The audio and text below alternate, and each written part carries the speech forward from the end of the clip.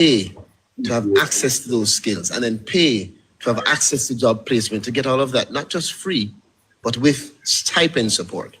So the sectors are aligned based on our labor market information system. And we're seeing an evolving market that's moving into the gig economy, which means that a lot of persons that would normally be seen as laborers are now moving into TikTok and online BPO and many other dynamic forms of employment that are providing them a revenue that you cannot think of. And it's good. It's good. It's a part of the decent work and future of work system for us. But it's also a part of our mandate in terms of refining our labor market information analysis so that we can know where to allocate resources and where to put more support.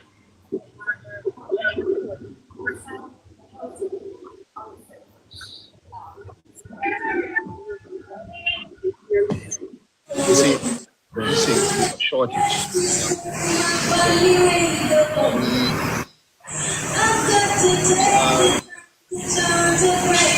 Looking on sectors such as the manufacturing sectors. We're looking on sectors where even agriculture, where despite having many persons here who are quite qualified, you still hear many farmers and persons who are investors saying that they're having difficulty. And we're actually finalizing our assessment now. What I would do, Minister, if you leave, is get back to you with a fulsome listing of all the sectors with details, percentages, to give you some specifics in terms of the percentages and the different sectors. All right. Thank you. I want to move on to, you have one more? Okay, this will be the last one, and please use the microphone. Yes, you have. Hi, good morning, everyone. Trisha Gay Kelly from CVM. Minister, you recently commented on a report, an international report that suggested that the Canadian farm work program, on that program, the workers weren't being treated fairly, and you said the report was not entirely accurate. Could you comment if there's any update on that report, as well as any update regarding the program itself? That's a very loaded question. I don't recall a report that said that the Canadian farm workers are not being treated properly. You're talking about the Amnesty International report? The Amnesty International report was not specific to Jamaica. The Amnesty International report was a report about temporary foreign workers, of which there are hundreds of thousands. Jamaica has 9,000 workers in Canada. We are in the agricultural sector, which is actually one of the sectors which the policies in Canada was not shifting or impacting. Needless to say, over the last 2 years, we have been consistent in our effort to ensure that the environment in which our workers are placed is at a high standard and at a standard acceptable to Jamaica. We have, as you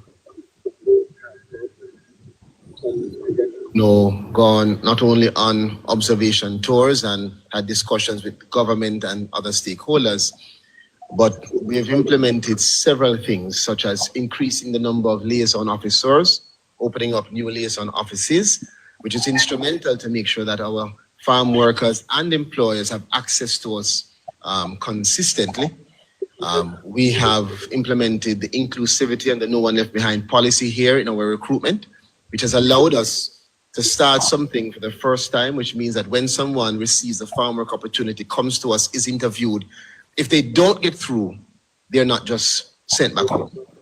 They are given an opportunity to be diverted to heart. If it is a literacy issue, they're given an opportunity to get an entrepreneurship grant.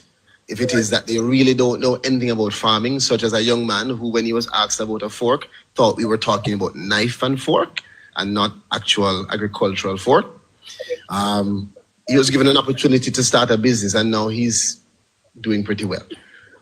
So there's several things that we have done to make sure that Jamaica stands out. That does not mean that you won't have persons, some with an agenda, who speak about the environment not being acceptable. And perhaps that is the case in some circumstances. However, we have been strident in making sure that where we see or identify any of those issues, we take swift action to either remove our worker or to have the conversation, as I did when I first traveled to Canada, and the first stop was the farm and the accommodations where we had an issue that was raised globally.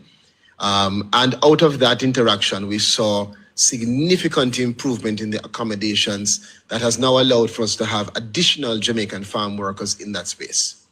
Thank you. All right. Thank you very much, Minister. And I know you have to get to Manchester for the roadshow. Good luck with that. We are at 9:49 a.m. and we have Minister Samuda who will be coming to the podium now. I know every time you come, I get messages from people in the diaspora talking about how impressed they are by you, Minister Samuda. So let's see what you have for us this morning. And I saw a drought slide up just a few minutes ago. So I'm going to sit down and listen to what you have to say. Thank you. Please welcome Minister Samuda. Well, good morning again, ladies and gentlemen, and thank you for the welcome, Minister Dixon. I'm going to ask him to just open the slides that they had up earlier. It's related to the current climatic state that Jamaica finds itself in. Jamaica has a bimodal rainfall like this. And as we also should know, because the last 3 years has been particularly rough in February, that February is traditionally your driest month. So we start first by sharing with you what the rainfall looked like in totality for last year. You will notice to the right of your screens that the mean rainfall average, 30-year average, is there. And you can see that for much of the country, we would have received less rainfall than your 30-year average cumulatively. Now, you did have a very wet November, but when one contemplates the flows and how aquifers are recharged, you understand that you did not have a wet enough year to avoid drought conditions at the beginning of the year. Now, as early as December, we saw reductions in rainfall, as you can see, in the south central of the island, as well as the western end of the island. And again, you will see how it compares to your traditional 30-year flows. January, you see that we entered into drought conditions. Now, as it was in November, December, and in January, the northeast of the island did indeed more rain than the rest of the country. Now, that doesn't mean that they don't experience particular challenges, because as we know, many of our surface water sources are plagued by turbidity. Now, what this has created, also, I bring your attention also to minimum temperatures in January. We've seen significant increases in February, but it would be too early to report on that. But what this has triggered for the National Water Commission is not a national issue, not a national problem, but 23 of our systems are experiencing shortfalls in their water intake, meaning 5% of our water systems are now being regulated. For those of you in the corporate area, you would not yet be experiencing any regulation, as at February 13th, the Hermitage Dam was at 89%, while the Mona Reservoir was at 98%. Now, ladies and gentlemen of the media, certainly who cover PostCab, would recall that this particular presentation was given 7 weeks earlier last year than we've had to give this particular presentation. Now, what this means, ladies and gentlemen, is that there are sections of the country that will require extra interventions. Cabinet has given approval for $150 million to be used for trucking of water, but based on where the situation is, we will immediately allocate 40 million of that 150 to the following areas: Manchester to all of its constituencies, Westmoreland to all of its constituencies, Clarendon to all constituencies, St. Elizabeth to all of its constituencies, and to Portland Eastern and St. Thomas Eastern. Persons may ask why the Northeast would get allocations. It's because their surface water systems suffer heavily from turbidity, so they're already seeing disruptions in their supplies. The trucking program will be overseen by the municipalities. We'll be making those transfers through the Ministry of Local Government from MEGJC this week. This will allow members of parliament and councillors to immediately respond to those most in need. And this is the first of many other steps. You should also note, because it has been reported in the media, that the government intends within days, actually this weekend, to commence its distribution of 10,000 water tanks as announced by the Prime Minister in his last budget. What that will allow, in a sense, is 150 recipients per constituency to receive tanks. This is a major intervention in the tertiary storage level. We get the comments every single year around Drought about what the investment program is and how you're reducing the impact of that of drought annually. And I'll give you a very overarching general comment because we are in budget season, so much of the details of our investment program will come in budget. But I will point to those who have taken the time to examine that Ministry of Finance has made available some 10.1 billion Jamaican dollars, highest ever, to the National Water Commission to continue with its capital works program. $7.3 billion of this is already under contract. This is not projects that may happen, could happen. These are projects that will immediately commence in April once the first warrant comes over from the Ministry of Finance. But this is a cyclical issue that we face. We do have a bimodal rainfall pattern, and we have suffered from 40 years of disinvestment in the water sector. But we are blessed that this discussion is happening 7 weeks later than it did last year. We're also blessed where the rainfall outlook for February to April is not as chronic as it was last year. It doesn't look good on the screen, but we do expect that the rainy season will start in April this year as opposed to May last year. So we will continue to monitor the drought conditions very clearly and very carefully, and we will ask the Met Service and the National Water Commission to come back to PostCab periodically to give you greater detail as the dry season stretches on. That is one update that I have for you this morning. I believe it was important to bring it to your attention. I remind you all of what we would have announced a short while ago related to extension of the amnesty for those persons who are disabled. And we encourage you to check our websites for the details as to how you access that amnesty. So, Minister, that is my update for this morning. Thank you very. Sorry, one other one. Just to note, we are in what is called a meteorological drought, not a hydrological, meaning we're not seeing the impact on our rivers yet. Usually when you get into crisis mode is when you start to see the impact on your rivers. So it's making that distinction. Thank you, Minister. Thank you. All right, Rashid. Who's first? Mahiri, you can go ahead. Morning, Minister Mahiri from Nationwide here.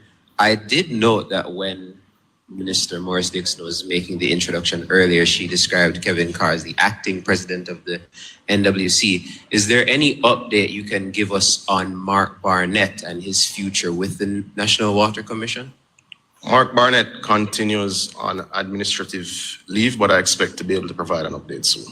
All right, wonderful. And so yesterday, rather, Prime Minister Andrew Holness was giving a speech at the launch of Infinity Cooperative Credit Union, and he was making the note that there are certain developments in Jamaica that can't necessarily happen at the snap of a finger, and he mentioned water as one of them. In terms of bringing water to places that have never had it before in the country, is there anywhere right now that the ministry rather has earmarked as a place that's going to be next on the list of getting water soon? I think you're asking me to go ahead of the Prime Minister's budget speech for March 20th. But I would make the point that 4 years ago, the National Water Commission served 75% of the country. It now serves 78% of households.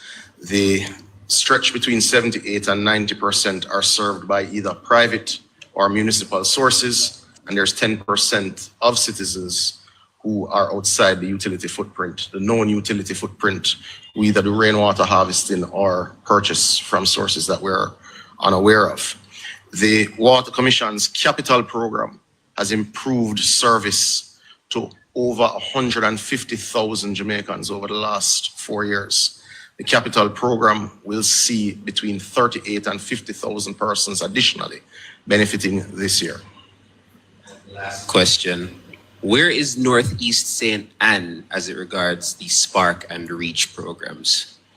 We have used our allocations from the REACH program in terms of the first work order. The second work order is set to commence, I would imagine, in a week or two, because I know the procurement is complete.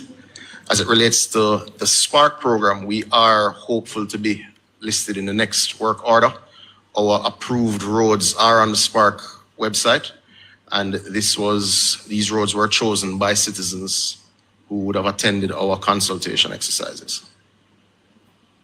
Minister, Trisha Gay. Good morning again, Trisha Gay Kelly from CVM. Minister, last year, Western Jamaica suffered dearly in the dry period. Is there any special initiative for that area or any given area that may suffer this year, or will everyone benefit from a general initiative?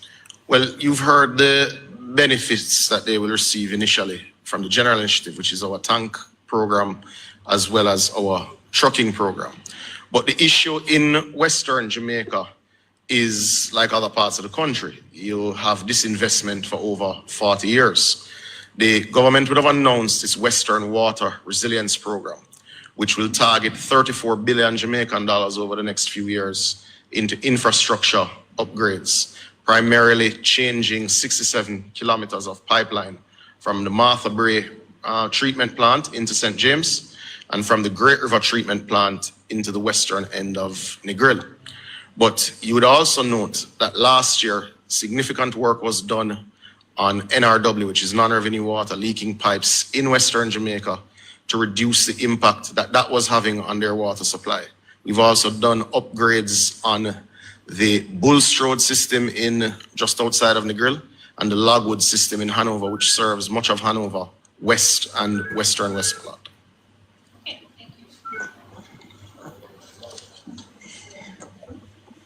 Hi, good morning, Minister. Zara Burton with 18 Degrees North. In December of 2024, you wrote a letter to the Minister of Finance detailing that the cost of the Rio Cobre water project was going to be growing to US $92 million from US $76 million because the interest rate had ballooned to 15.16% from 9% or 9.5% at the time of declining interest rate. One water sector economist questioned why there was no competitive bidding, that the price would have been maybe far less.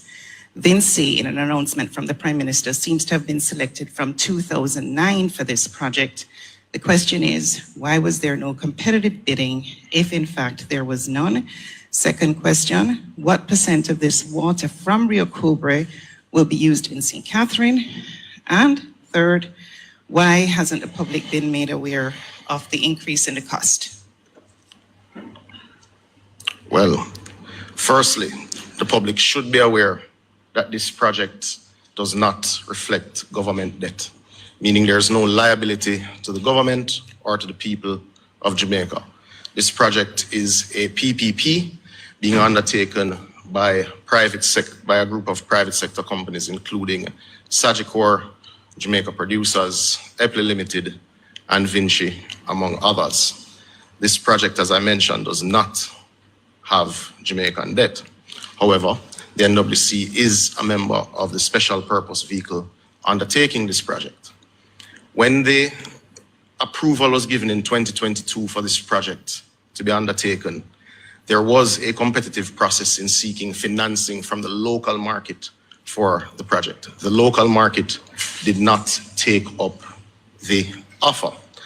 The SPV then went to the international market and was able to get the project financed by a French development group, which is commonly referred to as PROPARCO. I don't remember what each letter stands for, but it is the equivalent of their version of USAID and their development financing mechanism. It was also taken up by the IDB Invest. Now, unlike what the local market was expected to request, the SPV was asked to include a debt service reserve account and a fee payment reserve account, meaning the additional cost of the project is related to money that you have to put down in an account should you pay late, etc. The SPV and their financiers are not compromised. That is what has increased the cost of the project. These figures, when the 22-year life of the project is complete, will be returned to the government, well, not the government, will be returned to the SPV, meaning the money returns to you when you complete payment. But the increases in the cost of the project would not be made public at this juncture because the OUR is to complete its process on Monday of next week, when any detail reviewed by them and the final structure of the tariff arrangements would be made public. But this doesn't affect Jamaica's debt, and it doesn't affect the tariff structure of NWC to the customer, because NWC produces 180 million gallons of water daily. This project seeks to provide 15 million gallons daily. That is 8.3% of the total water that we will supply to the system. So this does not affect consumers in any major way. It does not affect your tax burden. It does not also impact you in any major way. The question as to who will get this water. In February 2022, when we would have announced drought mitigation measures, the corporate area was short 12 million gallons daily. And that was after the government, through its investment, had cut leaks in Kingston. And that cut had resulted in Kingston, despite all the development that you would have had between 2016 and 2022, from 55 million gallons to a need of 38 million gallons daily. And you are still short 12 million gallons because of the extreme drought that you would have faced. And this project will supply 15 million gallons to Portmore, to sections of Spanish Town, and to Kingston and St. Andrew. So in essence, it allows development to continue along southern St. Andrew, became Manos project. Of course, that corridor from Price Smart to Helsha Heights in Portmore, and I would say the western end of Spanish Town. Now, the system, I can't tell you daily which system will benefit from what volume of the space, because it is not that every day you pull the same volume from each source. So I wouldn't be able to tell you whether western Spanish Town or eastern Portmore or southern St. Andrew will get what. It will be dependent on how the NWC determines whether it rests wells or whether it uses particular sources and that sort of thing. So I wouldn't be able to tell you how much goes into St. Catherine or Kingston. What we can tell you is that the shortfall in drought between western, eastern Portmore and southern St. Andrew will now be non-existent when this project is complete. I'm not getting an answer to the question I asked at first. I wanted to know. I'm not understanding your question. Okay, let me repeat. The competitive bidding that I was speaking about related to the person or the contractor doing the job of the water treatment plant, not the competitive financing aspect of it. I'm asking about the competitive bidding process for the person. Why was Vinci from 09 the one that seemingly was selected? And I said to you that the water resource economist I had spoken to had said that if you had put this out to international tender, you would have likely gotten additional persons that may have been interested. So I was asking if there was in fact competitive bidding for the contractor. Vinci is the largest infrastructure developer in the world. They are well known to have particular competencies in water systems. I believe a proposal was received from them in 2009 and was accepted by the government of Jamaica. Both administrations have had oversight of this project and had no difficulty with the proposal that was made by Vinci in 2009, which was accepted then. It has taken several years through the project development phase to get to this stage and has had different partners at different junctures in the proposal. I can't speak to the evaluation of 2009 as it predates me. Good morning again, Ministers. Shoshana Small from the Gleaner. Minister Samuda, has a new chairman been appointed to the NRCA since the resignation of Welton Madden? If not, when can we expect an appointment? And Minister Dixon, we've had now 3 high-profile incidents at St. James High School. The latest one resulting in classes being suspended. This is not the first time that this is happening. Should the minister on shoulder some of the blame about what's going on at the high school? Since after the first, I think, 2 incidents, the ministry was to do an investigation. Was this investigation completed? What were the findings? And what actions, if any, were taken?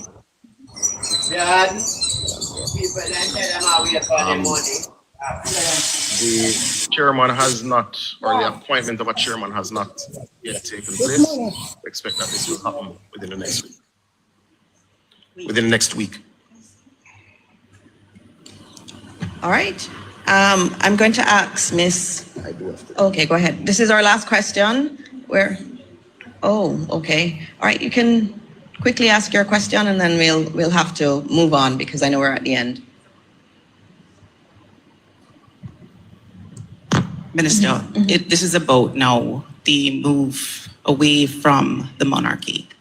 Just curious, do you have a sense of an answer? Forgive me if I'm incorrect on this. I didn't see where the government responded to the opposition regarding the concern about how the president would be elected. Did the government respond to that? If not, can you, or you're not in a position? I'm not in a position to. I know that the Joint Select Committee up till last week met. And remember, there's a Joint Select Committee of Parliament that is meeting to discuss the draft bill. And in that draft bill, I remember there being a section on the election of and the selection of the president. I think it went into quite a bit of detail. So as a part of that joint select process, they will be going through those details in the bills. And they've actually asked for public consultation. So members of the public have sent in their submissions and the Joint Select Committee is listening to them. So in terms of the details though, next week I know our Minister of Constitutional Affairs will be here. So she can take some of those questions. Minister, the final question is from one of the students from Caramel. Oh, I didn't answer the other one on St. James High School, and you are correct. There have been several instances of issues, and I know I've watched the news and seen it in the past. And I will say what happened on this week was very, very disappointing, and our students are our priority. And for us as a government, the education of our students is number one. And when you have your students not able to go to school because of the internal politics in a school, it is a problem. And we're going to have to fix it. And we feel that we have to look at the legislation. We have to look also at the regulations, because I was on the Education Transformation Commission. And from then we had said that the law and also the regulations, they don't give enough power for stepping in. And that is something that we're going to have to address, because what happened is unacceptable this week. I have Miss Murray here, who is the head of the NCE. She was there yesterday. There was a series of meetings that we had. We had meetings with the chair, had meetings with the teachers and other concerned individuals, and went through all of the issues, all of the interpersonal issues. But interpersonal issues should never lead to students not going to school. And we feel very strongly